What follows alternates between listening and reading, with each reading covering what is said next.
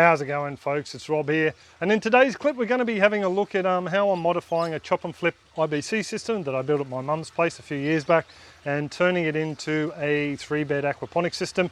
I'll be doing it in stages, so today I thought I'd show you where I've gotten up to so far, and later on you'll see parts of this system in a clip that'll be looking at different ways that you can plumb up the water around an aquaponics system. So without too much more nattering on, we'll flip the camera around and have a gander at where we're up to. So this is Mum and Dad's little chop and flip aquaponics system. It's actually an aquaponics system because they haven't had any fish in it. They've been running it as I suppose, an organic hydroponic system, just due to different things that keep cropping up health and family wise. We haven't gotten around to adding any fish in here. And at one point we decided that to grow the amount of fish that Mum and Dad want, we needed to expand. So what we've done is we've added an IBC to the system that will become a fish tank. And over the other side here, we've made some room for a couple of grow beds. Now obviously they're not set up properly. We're still working out how we're going to keep them nice and stable on the ground. Dad's using this for his little potted plant collection, little papayas and orchids and passion fruits and bits and pieces. Just give you a quick look at the plants in the system. Mum and Dad have got some rosemary in here. They started off from some cuttings from the neighbour across the road. A load of green onions I just, use as a cut and come again. The same with the longevity spinach here. There's actually a whole wall of it growing down the side of the tank there where the filter is now. So I had to fold it back up here, and I think it's sort of snapped a branch or two. She's looking a bit wilty. Mum and Dad just get this stuff here and they chop off bits and pieces, stick it on the bench in a jar of water and just help themselves to it for salads and bits and pieces through the day. There's also rhubarb. Mum's had issues growing rhubarb in the past and it looks like it's going okay in the aquaponics. And over there they've got a little patch of the curly parsley. There's a better look at the parsley. So this is a parsley they've been just using as a cut and come again, chopping it back and using it in different meals and whatnot. So it has been going surprisingly well, just for a little system that's been running on organic additives like Charlie Carp and sea salt. So yeah, as to how this system is going to be configured, now we're adding a fish tank. Well, we obviously have a fish tank, and you might be able to see there's some weird plumbing there. That's because I'm using this as a bit of an experiment. As you can see, the drain pipe work here at the moment, it's set up as a split flow, so that means water would be pumped from the sump tank. It would enter the fish tank over through that 1-inch or 25mm Uniseal there, into the fish tank, circulate around, and then all the solids that collect on the bottom would be taken up by that small 1-inch solids lifting outlet, taken through the side wall of the tank, and then up through the base of a radial flow settler, and you can see the standpipe down in there. The water exits that pipe, it redirects down through this stilling well, and the solids would settle out on the base of the filter. All the clean water would then exit this pipe here and then down into the sump tank. Now there's a lot of people who don't like these sort of systems, mainly because there's no chance for the ammonia to be processed once it leaves here before it goes into the sump tank to be split between the grow beds and the fish tank. So that would mean that some ammonia rich water would then re-enter the fish tank. Now I'm going to tackle that by adding in a basket of biomedia in there, so there will be somewhere for bacteria to live, process the ammonia before it gets split again. I just think it's a good idea to do that. Not that for the amount of fish Mum and Dad have in here, it really wouldn't be a problem, but yeah, I'm just trying to do best practices. Now, from there, as I said, split flow, so the water would then come up. You can probably see the inlet over there, and there'd be another inlet that would come to the corners of these two beds, or one corner there and one corner over here. And then, yeah, just drain fittings, whether they're constant flow or flood and drain bell siphon type arrangements in the corner that would run back into the sump. So hopefully you all understand that. And yeah, that's just one way I'm going to hook it up, and I'll do a bit of a clip on that just explaining to people the logic behind it.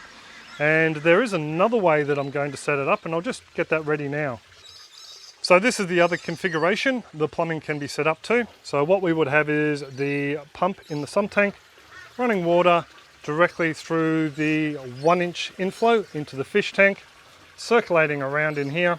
The solids would be leaving via the solids outlet down the bottom, into the radial flow settler, and then again back down through a basket of biomedia to process some of that ammonia before it gets picked up by the pump again and taken through the side of the tank. Now, where the skimmer would come in, the skimmer would take the cleaner surface water and direct it straight out to the beds. So what we would have is this section of pipe over here with an end cap on it. Might actually look at getting some sort of cap I can remove so we can whack a brush up there just to clean out any solids that do accumulate. And what I would put in that pipe there is a Uniseal. Probably just a 1/2 inch Uniseal, this one here, or I think there are 13mm Uniseal, 13 or 15 mil. That would go one in each side, one for the beds over there and one for the 2 beds here. And we could run a hose over here or a pipe, and then we can split it off to the different taps. I'm actually thinking I might do the 1/2 inch Uniseal and then pop in one of these 25mm or 1 inch barbed irrigation fittings. I might need to take the barb off. Just cut it off or sand it off or something, just so it can push through the Uniseal, and that way the water can be collected through them and then brought out to the beds where we have valves here to regulate the flows depending on whether it's flood and drain or constant flow or whatever we decide on. So that's the idea, the 2 ideas I'm going to play around with, and like I said, I will film both just so you can see them in practice, in working order on a single system, just to help you wrap your head around it. And I'm going to be doing it before we put fish in the system, because the last thing I want to do is actually traumatize the fish. Actually, I'd be interested to know what you folks out there think, whether I should run it this way as a single loop, or whether I should split the flow from the pump to the fish and the hydroponic side. Let me know down there in the comment section as well. And also too, if you want to be kept in the loop as to how this build goes, all you need to do is hit that little subscribe button down there, check the bell icon when it appears, and you'll be sent notifications in your inbox whenever a clip is uploaded to YouTube. So I just thought I'd explain why I've set up the radial flow settler the way I have. The main reason is I don't want a lot of flow going through the radial flow settler, especially a drum this size, because it will have a very short retention time. If I run, say, the full 2,000 litres or roughly 500 gallons an hour through that, I would have a very short retention time. I think it's well under 2 minutes. And for this build here, because of the limited space, we can't really fit in a 200 litre barrel here in this tight space and be able to work around it. So I opted to go for the smaller 1 inch slow solids lifting outlet that will come out the base and into this smaller vessel. Less flow in there. I can actually regulate that using a valve that you might see just down the bottom there.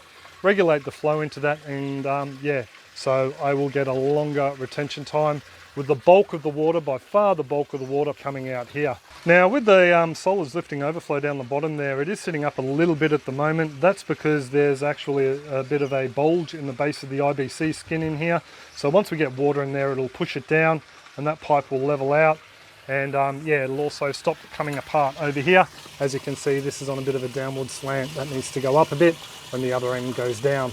On this side of the line here, everything will be glued, and what I'll probably end up having is a screw threading here, a barrel union, so we can take this pipework off and the radial flow filter off if need be. What I'll do is have it on that side of the valve here though, and then yeah, we might need to use some rubber couplings just to make it easier and just to make it a little bit more flexible if things move around a bit.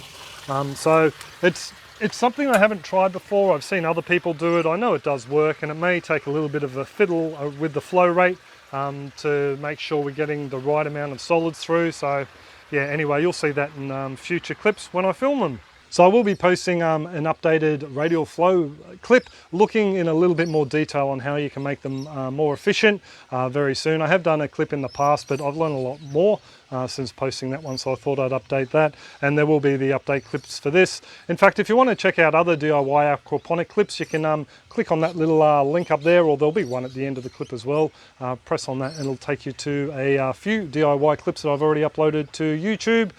Before I go, I really do need to thank those awesome folks that are supporting the channel through Subscribestar or the YouTube membership feature. Thank you very much, folks. So now that procession of cards has passed, I really do need to thank those super contributors. who go above and beyond. In fact, it would be fantastic if you could check out their links down in the description below. Pop on over and show them some love, visit their websites and their Facebook groups and pages. Also too, there will be a renovation clip coming up in the next day or so for you folks who are enjoying them, so keep an eye out. But yeah, that's pretty much all it for this one.